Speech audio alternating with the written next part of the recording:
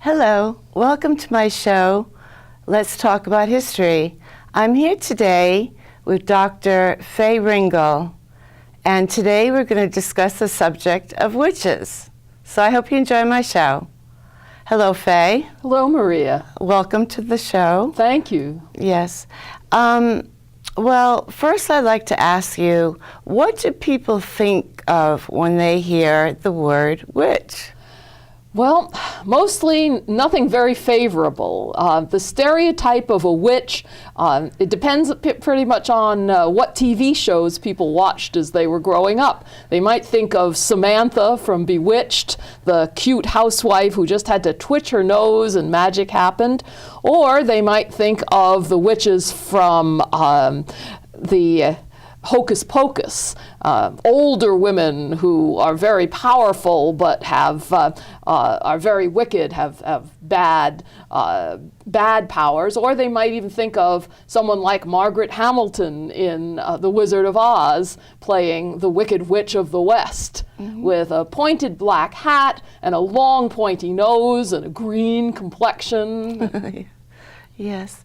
So, what about witches in the western part of the world? Is there witchcraft being practiced here in the United States today? Yes. Interestingly, I think it's safe to say that there are many types of witchcraft being practiced in the United States even today.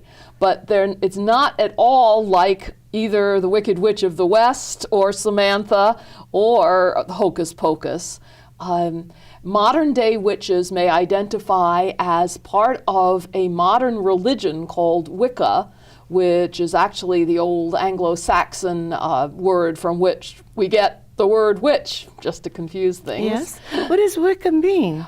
It means the craft of the wise. It is. It's from the same root as the word wisdom or wise, and it is a belief that it's a kind of alternative religion that is female-focused, goddess-centered, that believes that the worship of the old gods of earth, and the goddess in particular, who is in some ways the earth, is the way to go, that we've strayed away from, because we've strayed away from our connection to nature and the earth, we have lost something. So Wicca revives those old practices, including what it was called witchcraft, but really herbalism, charms and spells, and methods of healing.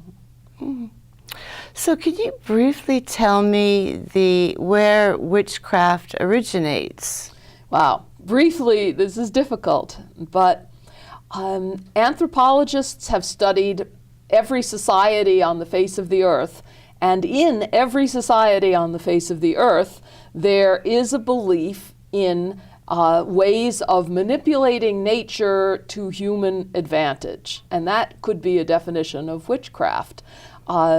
Not necessarily part of even a God-centered religion, but the idea that there are some human beings, male and female, who have the power to actually affect nature. And so these would be cultures, again, in all parts of the world.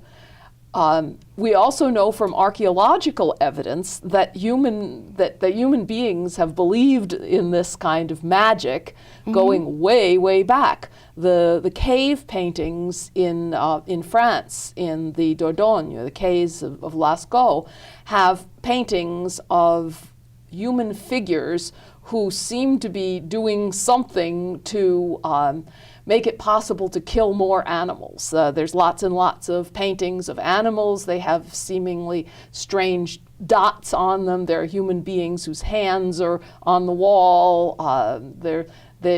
We think that this is evidence, and in other places, that humans have believed that they could in some way affect nature.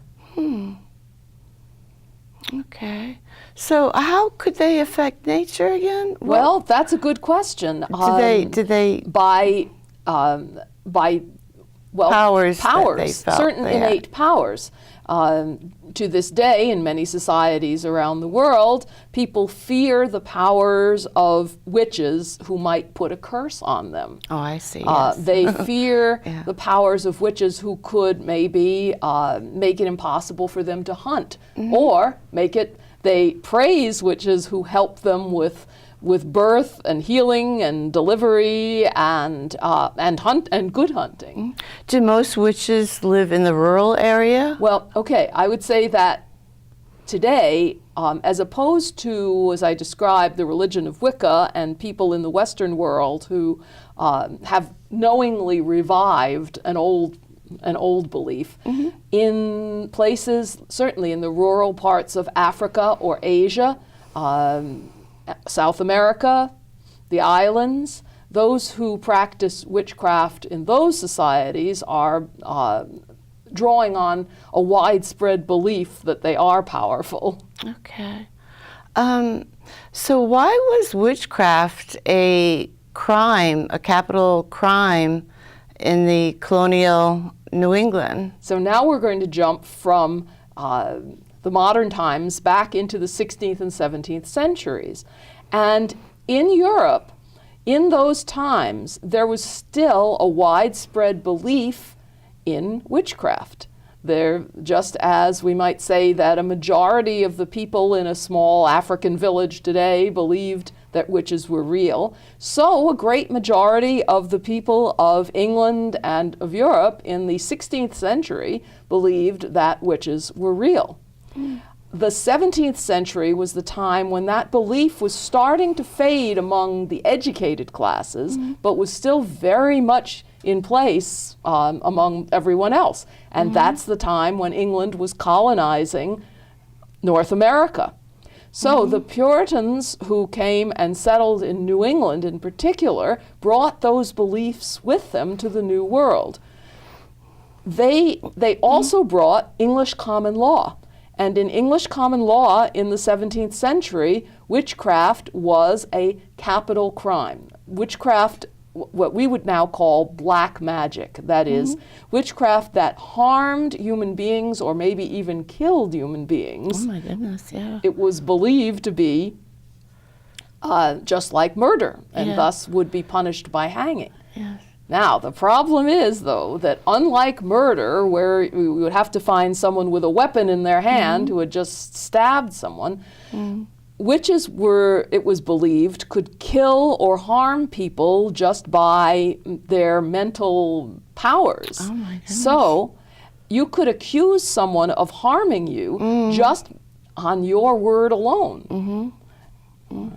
Yes. So what really happened in Salem, Massachusetts in 1692 and 1693? Now that's the most famous of the witch trials on this continent. What we do know is that in the 17th century in England, there were a number of witch trials, many more than ever happened in Salem. There were also, and I'll be talking about them later, trials in Connecticut. But the only really widespread witch panic in North America happened in Salem, Massachusetts, and Essex County, the town surrounding Salem, in 1692 and 1693. Many books have been written about this subject. The famous play The Crucible by Arthur Miller is perhaps the most familiar that people would know. It's not completely historical, but it is reasonably historically accurate. And to tell the whole story would take a long time, but I think I can give a quick summary. In the winter of 1692-93, some young girls in what is now called Danvers, Massachusetts, but was then Salem Village, next to Salem town, began to act very strangely. They began, we would say, to act out in church. They would fall into fits. They would roll around on the ground. They would yell out inappropriate words. And one after another, until finally you had between 10 and 15 girls, they were called, although they ranged in age from 10 up to 20, began to be, they said, afflicted. Now, today, we would probably say that they were acting hysterically. We might say that they had a mental illness. But then the immediate first thought was, it's witchcraft. And the adults around them began to ask, who afflicts you? That is, who has caused you to behave in this totally inappropriate way? Yes, yes. Now, if it had stopped there, it wouldn't have been so bad. But they began to ask them leading questions. Rather than saying, who afflicts you, they would say, is it Tituba, the black slave of this household? Is she the one who does it? Is it Goody Good, that is a local woman that didn't have a very great reputation? Maybe, is she the witch? And one by one, they asked the names, and of course the girls all said yes. They cried out they said the names of these women. And from there it accelerated. The first women who were accused were arrested. The girls continued to act strangely. They named more. And within a few months, many, many people were in jail. Women first and then men. And then it expanded beyond Salem. They began taking the girls around to other towns like Andover and Beverly, where they accused people who were total strangers in the same way. There was one famous day in Andover where they just lined up the entire population of the town and said, is it this one, or this one? Yeah. Meanwhile, there were trials, and at the trials, the evidence that was accepted was called spectral evidence. That is, the girls would say, yes, I know that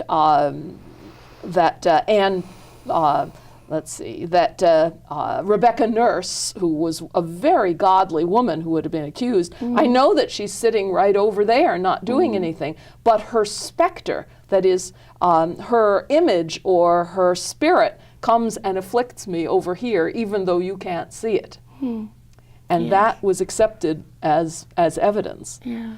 By the end of that summer, there had been many, many people accused, arraigned, sent back to jail, and in the greatest irony, those who pleaded guilty were sent back to jail for later trial. Those who pleaded innocent, who said, I am no witch, were tried immediately and in many cases hanged. And by the following fall, 19 innocent people had been hanged, and one had been pressed to death. And that was considered acceptable, we might say today, enhanced interrogation. You were allowed to pile rocks on top of someone until he agreed to plead guilty or innocent.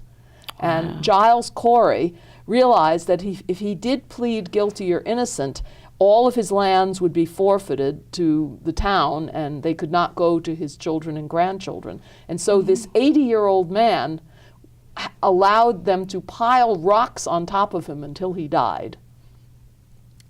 What happened in the fall was that the girls began accusing people totally at random. They started saying their own names, and among those they accused were the wife of one of the ministers on the court, Reverend Hale of Beverly, and the wife of the governor. And overnight, the court stopped believing them. And overnight they said, well, okay, enough, we're not going to listen to you anymore. And there was a general jail delivery, except that we still do not know to this day how many died awaiting trial, how many children may have died in jail, because they just didn't keep, after that they didn't keep very great records. Right. So what about Norwich and in London County? Was there any witch trials? No, there were